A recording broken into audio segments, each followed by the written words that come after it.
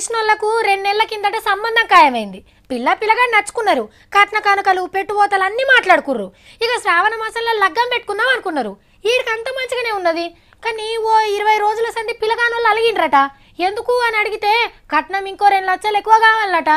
అదేందండి, మొదలు అనుకున్నంత ఇస్తాం, ఎక్కువ అడిగితే ఎట్లా అని గట్టిగా అడిగితే ఏం చేయమంటారు, అప్పుడంటే పెళ్లి ఖర్చులు తక్కువ ఉండే అని జిఎస్టీ ముచ్చట చెప్పుకుర్రట.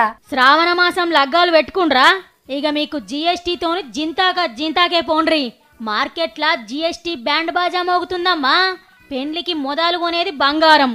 తక్కువ ఓ 10-15 తులాలైన బేరం చేస్తారు మనోళ్ళు. మునుపు కంటే పన్ను ఎక్కువ పడుతుంది ఇప్పుడు. అటెంకా బట్టలు, ఇక మొన్నటిదాకా రెడీమేడ్ బట్టల మీదనే పన్ను పడేది. ఇప్పుడు పట్టు చీరలు పంచల మీద కూడా ట్యాక్స్ చదివించుకోవాల్సిందే. ఇక పిల్లగానికి మంచాలు పరుపులు తప్పకుండా పెట్టాలన్నాయే. పెరిగిన పన్నులు కడితేనే మంచాలు పెండ్లి పందిర్లకు వస్తాయి. చెప్పుల జోడు 500కు మించితే 118 రూపాయల పన్ను. ముత్యాల పందిరి సింగారిచ్చే కలర్ పువ్వులు డెకరేషన్ సామాన్లు పిరమైనాయి. ఇక పెండ్లి భోజనాల సరుకు సామాన్ల రేట్లు తగ్గినాయి గాని దూరంకెళ్ళి తీసుకొస్తే కిరాయిలు. గంట తిప్పేటోళ్ళ ఖర్చు పెరిగింది.